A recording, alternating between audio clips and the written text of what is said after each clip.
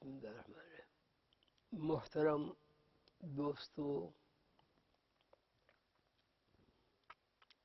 قابل احترام مہمان گرامی،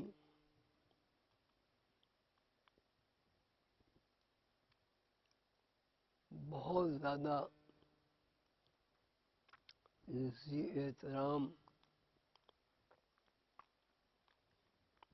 حاضرین مجلس، السلام علیکم۔ آج جس مجلس میں ہم سب شریک ہیں، اس کا مقصد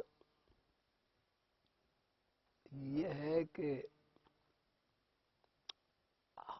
ہم سکون سے دور کیوں ہیں، جبکہ تمام وسائل پہلے کی نسبت ہمیں زیادہ حاصل ہیں۔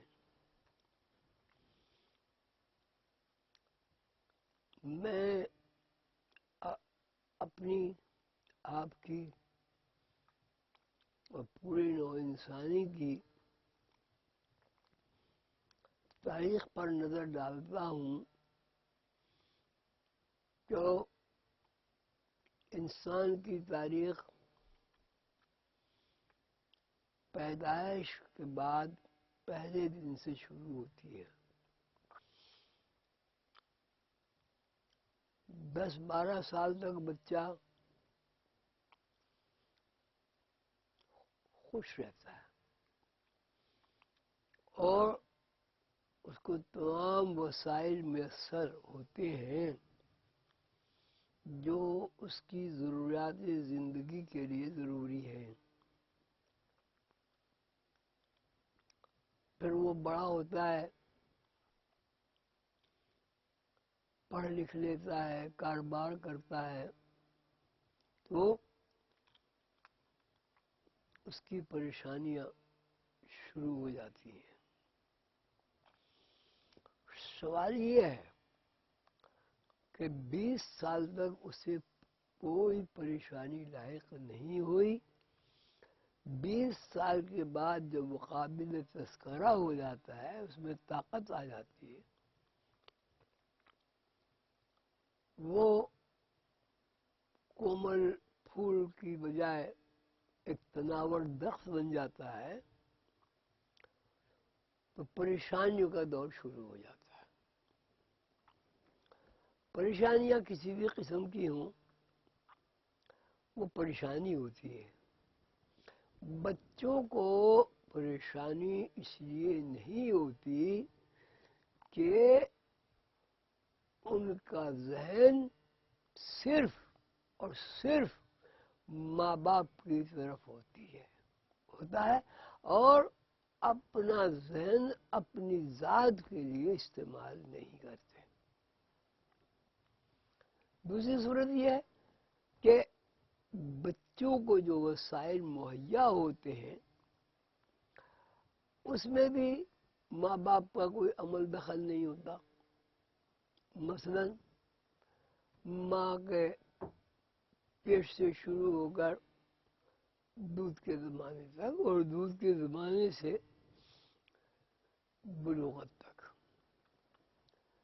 تو اس کا مطلب یہ ہوا کہ ہمیں سکون ہماری زندگی میں اس لیے نہیں ہے کہ پہلے ہم ڈیپینڈنٹ زندگی گزارتے ہیں اور جب کچھ پڑھ لکھ لیتے ہیں یا تھوڑا بڑا ہو جاتے ہیں تو ہم انڈیپینڈنٹ زندگی گزارنے کی کوشش کرتے ہیں۔ انڈیپینڈنٹ زندگی پہ جب ہم غور کرتے ہیں تب بھی ہمیں یہی نظر آتا ہے کہ سارے آدمی غریب نہیں ہوتے، سارے آدمی امیر نہیں ہوتے، تمام دنیا مل آنرس نہیں ہوتی، بیوروکریٹس نہیں ہوتے، انڈسٹریلسٹ نہیں ہوتے، لیبر بھی ہوتی ہے، مقصد یہ ہے کہ اس سے یہ پتہ چل رہا ہے کہ سارا نظام میرے آپ کے پوری نو انسانی کے ذہن میں جو پروگرام آ رہے ہیں اس میں ہمارا کوئی عمل دخل نہیں ہے، وہ از خود آتے ہیں۔ آپ غور کریں، جو لوگ آپ کے یہاں حاضر ہوتے ہیں، مزدوری کرنے والے ہوتے ہیں، ان کے ذہن میں کبھی نہیں آتا کہ ہمیں بھی فیکٹری لگانی چاہیے، ان کی سخت ہی نہیں ہے۔ اب یہ سخت کس نے پیدا کی کہ صاحب 5000 آدمیوں کی فیکٹری لگانی، ہمیں سفیر بننا ہے، ہمیں بیوروکریٹس بننا ہے، ہمیں سائنٹسٹ بننا ہے، ہمیں وزیر اعظم بننا ہے۔ ہر آدمی کے ذہن میں یہ بات کیوں نہیں آتی کہ مجھے وزیر اعظم بننا ہے؟ اس کا مطلب یہ ہوا کہ ہم جو بھی کام کرتے ہیں، یہ زندگی کا جو بھی عمل ہے، وہ اس سب تک پورا نہیں ہوتا جب تک کہ اس کا خیال ہمارے دماغ میں نہ آئے۔ ہر آدمی کے ذہن میں خیال نہیں آتا کہ مجھے وزیر اعظم بننا ہے، ہر آدمی کے ذہن میں یہ خیال نہیں آتا کہ مجھے فیکٹری لگانی جس میں 5000 آدمی کام کریں گے۔ ہر آدمی کی کیپیسٹی الگ الگ ہوتی ہے، یہ کیپیسٹی کس نے دی؟ یہ قدرت کی طرف سے عطا کردہ ہے اور اس کی مقداریں مقرر ہیں۔ اب دوسرا سوال یہ ہے کہ سکون کیسے حاصل کریں؟ سکون حاصل اس طرح کریں کہ در و بست اپنے آپ کو کسی پر ڈیپینڈنٹ ہو جائیں، جیسے بچہ اپنے ماں باپ پہ ڈیپینڈنٹ تھا۔ ماں باپ بھی انڈیپینڈنٹ نہیں ہوتے۔ اگر ماں باپ انڈیپینڈنٹ ہو تو کیا ایسا نہیں ہوتا کہ ماں کے سینے میں دودھ نہیں اترتا؟ ماں کے سینے میں دودھ بچے کے پینے کے قابل ہی نہیں ہوتا۔ ڈاکٹر منع کر دیتے ہیں کہ ماں کا دودھ نہیں پینا۔ تو اس کا مطلب ہے ہماری زندگی کے دو رخ ہیں، ایک انڈیپینڈنٹ اور ایک ڈیپینڈنٹ۔ انڈیپینڈنٹ اور ڈیپینڈنٹ کی تعریف یہ نہیں ہے کہ آدمی بالکل باولی ہو جائے، محتاج ہو جائے۔ اس کے بھی پھر دو رخ ہیں۔ ایک رخ یہ کہ ہمیں یہ سمجھنا چاہیے کہ اگر انڈسٹری لگانے کا، سفیر بننے کا، بیوروکریٹ بننے کا یا کوئی بڑا افسر بننے کا خیال آتا ہے تو ہمارے 10 لاکھ آدمیوں کو ذہن میں یہ خیال کیوں نہیں آتا؟ اور ایک ہماری ذہن میں کیوں خیال آتا ہے؟ بیوروکریٹس کتنے ہوں گے؟ اب یہاں کی 18 کروڑ کی آبادی، اس میں بیوروکریٹس کتنے ہوں گے؟ ویسے تو ہر آدمی کا دل چاہتا ہے میں وزیر اعظم بن جاؤں، میں کوئی وزیر بن جاؤں، میں صدر بن جاؤں، میں اسپیکر بن جاؤں۔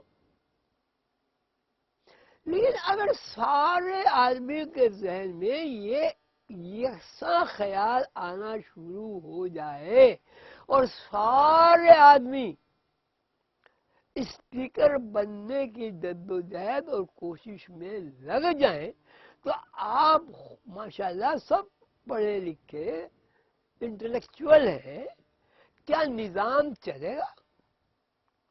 اگر کارپینٹر کے ذہن میں یہ نہ ہے کہ مجھے فرنیچر کا کام کرنا ہے، کہ آپ کو فرنیچر کہیں سے ملے گا؟ لوہار کے ذہن میں یہ خیال نہ ہے کہ مجھے بڑی بڑی مشینیں ایجاد کرنی ہے، بنانا ہے ان کو، کیا کوئی مشین کا کل پرزہ آپ دیکھ سکیں گے؟ اگر کوئی انٹلیکچوئل آدمی کے ذہن میں یہ نہ آئے کہ مجھے مشین ڈرافٹ کرنی ہے، کیا مشین بنے گی؟ اگر آپ کے ذہن میں یہ خیال نہ آئے میں نے جناب 5000 آدمیوں کا انتظام کرنا، 5000 آدمیوں کی فیکٹری کھولنی ہے، تو ہر آدمی کے ذہن میں تو خیال نہیں آتا۔ اب خیال کے اوپر جب ہم غور و فکر کرتے ہیں تو خیال میں ہمارا کوئی بھی عمل دخل نہیں ہے۔ خیال آتا ہے، کہاں سے آتا ہے نہیں معلوم۔ خیال میں عمل درآمد کس طرح ہوتا ہے ہمیں نہیں معلوم۔ خیالات کی مقداریں کیا ہیں اس کا تو ہمیں پتہ ہے مقدار ہے، لیکن مقداریں کیا ہیں، وہ مقداروں کا سورس کیا ہے، وہ مقداروں میں تغیر، تبدل، تبدیلی، گھٹنا بڑھنا کیوں ہو رہا ہے، کون کر رہا ہے؟ تو چاہیے آپ کو یہ رکنا پڑے گا کہ کوئی کر رہا ہے۔ تو اگر ہمارا ذہن پوری جد و جہد اور کوشش کے ساتھ ذہن میں جو تقاضا ابھرا ہے وہ بھی آپ کا نہیں ہے، وہ بھی کہیں سے ابھرا ہے، اس کی تعمیر کے لیے آپ یکسو ہو کر اس بات کا بھی خیال رکھیں کہ یہ جو وزیر اعظم بننے کا خیال میرے اندر آیا، یہ کہیں سے آیا؟ دیکھیے ریڈیو نہیں بجتا جب تک کہ اس کے اندر صوتی لہریں نہ آئیں اور ریڈیو صوتی لہروں کو پکڑنے کی صلاحیت نہ رکھتا ہو۔ ٹی وی پہ تصویر نہیں آ سکتی اگر پیچھے سے کنیکشن نہ ہو۔ آپ کے بجلی کے قمقمے روشن نہیں ہو سکتے جب تک کہ سورس نہ ہو، اور سورس اس وقت تک نہیں ہو سکتا جب سورس آف انفارمیشن نہ ہو، اور سورس آف انفارمیشن اس وقت ہوگا، اس کا بھی کوئی نہ کوئی کہیں کوئی رخ تو متعین ہوگا نا، کہاں سے آ رہا ہے وہ؟ پانی ہے، پانی کی صلاحیت وہ ہم نے تلاش کر لیا، یہ بھی ہم نے معلوم کر لیا ہے کہ 2 گیسوں کے مجموعے سے پانی بنتا ہے۔ تو سوال ہے 2 گیسوں کے پانی سے جب پانی بنتا ہے 2 گیسوں کے مجموعے سے، تو یہ پانی کا رونا کیوں پڑا رہتا ہے؟ ہم بارش کے محتاج کیوں ہیں؟ زمین کے اندر پانی جو بہہ رہا ہے اس کو کھودنے کے 80 فٹ، 100 فٹ، 200 فٹ اندر جانے کی ہمیں کیا ضرورت ہے؟ پیٹرول، ڈیزل، گیسز ہم کیوں نہیں بنا لیتے؟ بناتے ہیں، گوبر سے بناتے ہیں، لیکن وہ کتنی کی حفاظت کر سکتی ہے بھائی؟ تو اس کا مطلب ہے پہلے سورس ہوگا، اور سورس کا وجود اس وقت ہوگا جب سورس کا کوئی انفارمیشن ہوگا، اور انفارمیشن کا وجود جب ہوگا کہ جب اس کا کوئی خالق ہوگا، بنانے والا ہوگا، اللہ ہوگا۔ تو اب میں اصل بات میں آتا ہوں. اصل بات یہ ہے کہ آدم علیہ السلام ہمارے سب کے ابا، اماں حوا ہماری سب کی اماں. جب ہم ان کی تخلیق پر غور کرتے ہیں، جس کی رہنمائی ہمیں ساری آسمانی کتابوں سے ملتی ہے، صحیفوں سے ملتی ہے،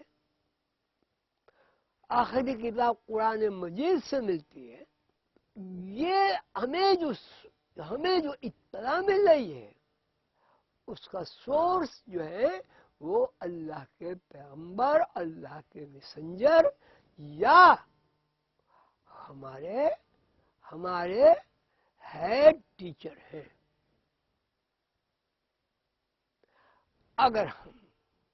اگر ہم اپنی زندگی پر غور کریں کہ ایک دن کا بچہ جب 10 دن کا ہوتا ہے تو وہ 10 دن ہمارے سامنے تو نہیں ہوتے، غائب ہو جاتے ہیں.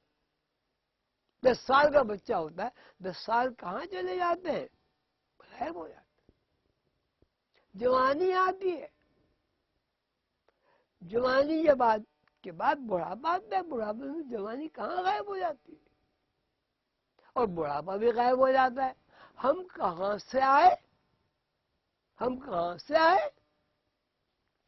غیب سے آئے، چھپے ہوئے تھے. ٹھیک ہے، آدم سے آئے، لیکن آدم بھی کہاں سے آئے؟ کس نے بنایا آدم کو؟ کس نے آدم کے اندر جان ڈالی؟ کس نے آدم کو علم سکھایا؟ کس نے آدم کو فرشتوں کا مسجود بنایا؟ یہ ایسا سوال ہے جو آپ سب حضرات کو سوچنا چاہیے اور سمجھنا چاہیے. کیا آدمی، پہلا آدمی کہاں سے آتا ہے اور بالآخر کہاں چلا جاتا ہے؟ ہمارا مشن یہ ہے کہ جتنے پیغمبر تشریف لائے، جتنی آسمانی کتابیں معروف ہیں، اور اللہ کی کتاب قرآن جو محمد صلی اللہ علیہ وسلم کے اوپر نازل ہوئی، یہ سب کتابیں ایک ہیں. یہ سارے میسنجر ایک ہیں. بھئی ایک ملک ہے، اب ملک کے میسنجر ہیں، سفیر 50 ہیں، 100 ہیں، تو میسنجر کس کا ہوا؟ ملک کا ہوا. تو یہ جو پیغمبر ہیں، یہ جو اللہ کے پیغام کو پھیلانے والے ہیں، یہ جو مقداروں کا علم سکھانے والے ہیں کہ غذا کس طرح خون بنتی ہے، پانی کس طرح بنتا ہے، بوڑھا کیوں ہوتا ہے، جوان کیوں ہوتا ہے. ایک دن کا بچہ 100 دن کا کیسے ہو جاتا ہے؟ اور ایک دن کا بچہ جب 100 دن کا ہوتا ہے تو خود کو پہچانتا کیوں نہیں ہے؟ اس کی صورت وہ یہ سمجھنے آتی ہے کہ جب بچہ دنیا میں نہیں آیا وہ ایسے زمانے میں تھا جس کو ہم غیب کے علاوہ کچھ نہیں کہہ سکتے. پھر وہ جوان ہوا، اب جوانی جو ہے ظاہر ہو گئی. یہ سارا بچپن کا زمانہ، لڑکپن کا زمانہ، نشو و نما کا زمانہ کہاں گیا؟ غائب ہو گیا. بڑھاپا غائب ہو گیا تو جسم ہی غائب ہو گیا. آپ قبر کھود کے دیکھیں، شروع میں ہڈیاں ملیں گی، ہڈیوں کے بعد کچھ مٹی ملے گی. مٹی کے ذرات مسلسل تبدیل ہو رہے ہیں. یہ لوہا کیا ہے؟ مٹی کے ذرات ہیں. سونا کیا ہے؟ مٹی کے ذرات ہیں. چاندی کیا ہے؟ مٹی کے ذرات ہیں. جواہرات کیا ہیں؟ مٹی کے ذرات ہیں. سلکی نظام جس پر قائم ہے وہ کیا ہے؟ وہ کیا ہے؟ مٹی کے ذرات ہیں. لوہے کی دیو ہیکل مشینیں کیا ہیں؟ مٹی کے ذرات ہیں. ہبل دوربین جس کو بڑا چرچا ہے، اور جناب وہ یہ دیکھ رہی ہے اور وہ دیکھ رہی ہے اور خلا میں معلق ہے. یہ ساری چیزیں جو خلا میں معلق ہیں وہ کیا ہیں؟ مٹی کے ذرات کے علاوہ کچھ ہے؟ جو سائنٹسٹ بہت بڑا اللہ کا انعام ہے، بہت بڑا. سائنٹسٹ سے ہم بہت رہنمائی حاصل کرتے ہیں، اور یہ اللہ کی نشانیوں کا کھوج لگانے والے بندے ہیں. لیکن سائنٹسٹ کہاں سے آیا؟ سائنٹسٹ کو کس نے بنایا؟ اس کا دماغ کس نے دیا؟ اس کے اندر زندگی کیسے آ گئی؟ زندگی ہے کیا؟ یہ سب چیزیں اگر آپ غور کریں گے تو آپ کے ذہن میں اس کے علاوہ کچھ نہیں آئے گا کہ کوئی ایک ذات ہے جس نے یہ سب کچھ بنایا اور یہ سب کچھ کنٹرول کر رہی ہے. اس ہر چیز کو غیب اور ظاہر میں الٹ پلٹ کر رہی ہے. ہمارا مشن یہ ہے کہ ہم سب آدم کی اولاد کے رشتے سے آپس میں سب بہن بھائی ہیں. کوئی گورے پہ کالے کو فضیلت نہیں ہے، کالے کو گورے پر فضیلت نہیں ہے. فضیلت اگر ہے تو اس بات کی ہے کہ گورا کالا چپٹا پیلا سرخ رنگ کا کوئی بھی آدمی ہو، اپنی اصل یعنی موت و حیات کو جانتا ہو اور موت و حیات کی بنانے والے اللہ خالق اور گاڈ کو جانتا ہو. اللہ تعالیٰ ہمیں توفیق عطا فرمائے کہ ہم سب ایک پلیٹ فارم پر آدم کی خود کو اولاد سمجھتے ہوئے سب آپس میں بہن بھائی ہے. کالے گورے سے کچھ نہیں ہوتا. جہاں سورج کی تپش زیادہ ہوگی وہاں لوگ کالے ہو جائیں گے، جہاں سورج کی تپش کم ہوگی وہاں لوگ گورے ہو جائیں گے. جہاں سورج قریب ہو جائے گا زمین سے وہاں کی شکلیں مختلف ہو جائیں گی، قد بھی چھوٹے ہو جائیں گے. تو یہ پھر سوال یہ سورج کس نے بنایا؟ اللہ تعالیٰ ہم سب کو توفیق عطا فرمائے. ہم یہ چاہتے ہیں، ہمارا یہ مشن ہے کہ سب آدم کی اولاد ہے، اور اسی بنیاد پر ہم ہر سال لندن میں، مانچسٹر میں، کینیڈا میں، امریکہ میں اور دوسرے شہروں میں آدم ڈے مناتے ہیں. آپ کا بہت شکریہ، آپ تشریف لائے.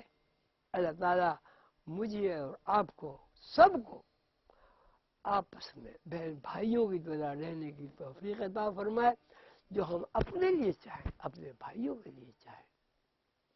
جو چیز اپنے لیے بری سمجھتے ہیں اپنے بھائیوں کے لیے بری سمجھیں. اللہ تعالیٰ آپ کو خوش رکھے. السلام علیکم.